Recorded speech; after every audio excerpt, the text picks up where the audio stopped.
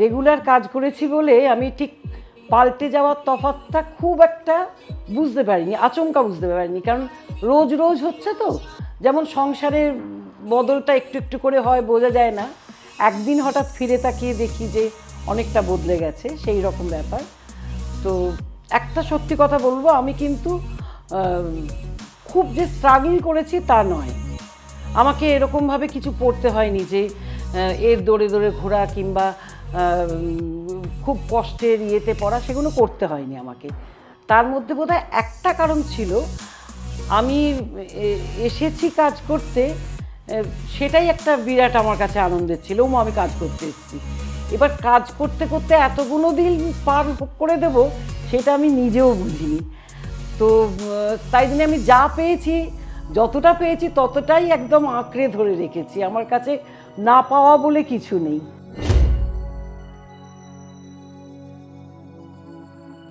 তা তো আছেই। এখনকার ছেলে মেয়েরা যেমন অনেক মানে ওদের মধ্যে প্রতিযোগিতাও বেড়েছে, তেমনি অনেক সহজলভ্যও হয়ে গেছে অনেক জিনিস। ধরো বিজ্ঞাপনের মাধ্যমটা বলছি, যেটা দিয়ে মানুষেরা অভিনেতা অভিনেত্রীদের চিনতে পারে। আমি এই জগৎটা নিয়েই কথা বলছি। তো সেখানে এরা এত বেশি বিজ্ঞাপন পায়, বড় বড় ব্যানার বলো কিংবা ইন্টারভিউ বলো, এ বলো, সেগুলো তো আমরা পাইনি। আমরা আমাদের নাম দিয়ে, আমাদের অভিনয় দিয়ে, আমাদের যোগ্যতা দিয়ে সর্বক্ষণ লড়াই করে গেছি। আমার মনে হয় একে অপরের সঙ্গে লড়াইয়ের থেকেও নিজের সঙ্গে নিজের লড়াইটা অন্তত আমার ক্ষেত্রে বেশি ছিল। আরও ভালো করব, আরও ভালো করতে হবে। আর প্রতিদিন যখন দেখতাম যে দর্শকরা নাটক থেকেই আমাকে চিনতে পারে, আমি যখন নাটক করতাম তখন থেকেই আমাকে রাস্তায় ধরে কথা বলে, এটা আমার কাছে ঠিক তখন যে আনন্দটা ছিল, বিশ্বাস করবে কিনা জানি না, আজ এই বুড়ি বয়সে, মরার বয়সে এসেও সেই আনন্দটাই হয় যখন কেউ আমার সঙ্গে বেশ দাঁড়িয়ে কথা বলে, ভীষণ ভালো লাগে আপনাকে। এই কথাটা শুনতে আমার যে কি ভালো লাগে কি বলবো।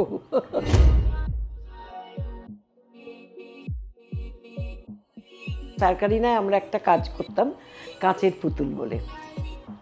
তো সাবিত্রী চ্যাটার্জি তখন নায়িকা, আর সর্বেন্দারদা ছিলেন নায়ক। আমরা আসলে পরের চরিত্রটাই আমার ছিল।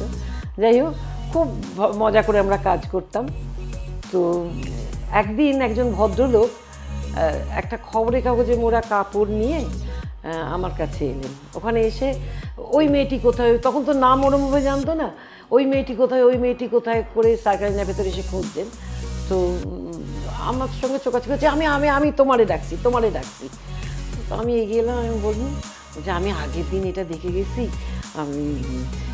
আমি তোমার জন্য আনছি। আমি একটু চমকে গিয়ে হাত পেতে নিয়েছি, সবাই দেখছে এরকমভাবে, সবাই আছে। আমার এত ভালো লেগেছে, এই মেয়েটিরা এত ভালো লেগেছে, আমি আমিও খুব উদ্ভাসিত হয়ে উঠলাম একেবারে সবার সামনে।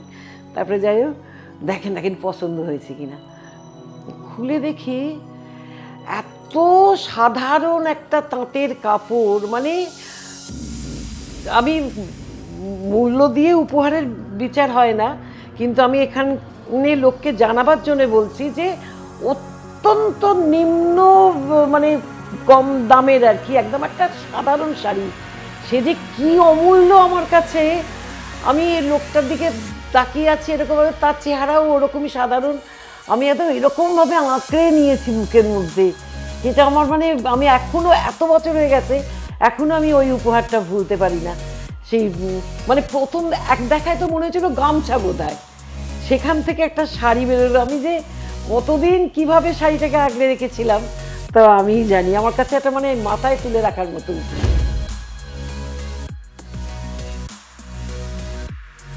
ও মন খারাপ হবে না, আমি কি পাগল নাকি?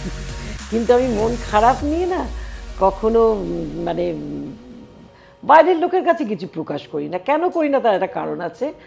দেখো, তুমি আমার সঙ্গে যতই ভালোভাবে তনিমাদি, আমি তোমার ছোট ভাই, তুমি আমার দিদি, যাই বলো না কেন, আমার দুঃখ আমারই, তোমার দুঃখ তোমারই। সেখানে না তুমি যদি আমাকে দেখে 2 মিনিট খুশি হও, আমার মনে হয় না যে আমারও সব মনটা এখন ভালো যাচ্ছে না গো, দিনগুলো খারাপ যাচ্ছে গো, এই কথা বলে তোমাকে মন খারাপ করে দেওয়া। আমাকে নিয়ে যেমন সবাই ভেবে থাকে, কতজন তো প্রশ্ন করেছে যে আপনার সংসারে বোধহয় কোনো অশান্তি নেই না। আমি হাসলাম। বর যখন ঝগড়া করতো তখন আমি বলতাম যে বলে দেবো, রাস্তায় বলে দেবো যে তো আমাকে বলেছে আপনার সংসারে কোনো অশান্তি নেই, আমি সবাইকে বলে দেবো এই দেখুন এটা হচ্ছে আমার পাগলা বর।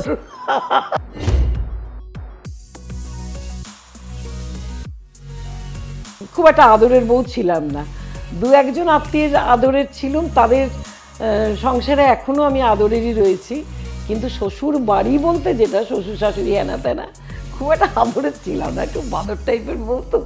যাই হোক, আর অনেক কম বয়সে বিয়ে হয়েছে, স্কুলের পরই বিয়ে হয়েছে, একটু মানে সেই ইয়েটা যায়নি, সেই বারান্দায় দুপুরবেলা আমার বয়সী কাজের একটি মেয়ে ছিল, তার সঙ্গে এক্কা দোক্কা খেলা কে খেলা ওই জিনিসগুলো তখনও যায়নি, তো একটু ক্ষমা টমা করে নিতেই পারতো, করেনি। যাই হোক, আমরা আলাদা সংসার করেছিলাম, ভালো ছিলাম।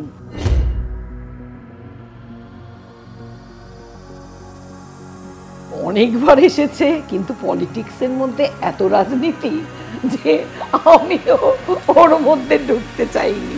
বাপরে বাপ, মাথা খারাপ নাকি, ওই করে নিজের সময় কেউ নষ্ট করে?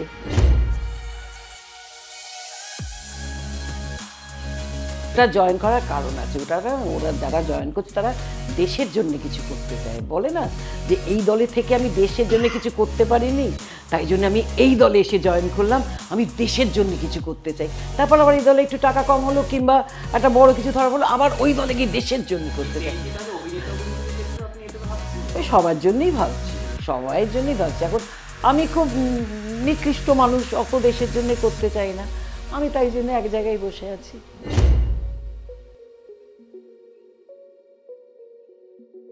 আমার দাদুর নাকি খুব ঘনিষ্ঠ বন্ধু ছিলেন বিধানচন্দ্র রায়, সেটা আমার দেখা হয়নি, কিন্তু আমাদের বাড়িতে নিয়মিত তার আড্ডা, মা ভীষণ আদরের বৌমা ছিলেন তাদের, এই রকম একটা পরিবেশ থেকে আমি বড় হয়েছি। তো এদের কাছেই শুনতাম রাজনীতির কথা, এই কথাই শুনতে শুনতে তার পরবর্তীকালে দেখেছি সিপিএম আর কংগ্রেসের ভীষণ একটা আমাদের বাড়ির মধ্যেই মানে প্রায় মারপিটের মতো জায়গা, হই হুল্লোড় করে একদম তর্ক তর্কি হেনা তেনা। আবার মা সবার জন্য এরকমভাবে থালায় করে তেলে ভাজা কিংবা অন্য কিছু খাবার চাটা সবাই নিয়ে আসছে, তখন সিপিএম কংগ্রেস একসাথেই খাচ্ছে।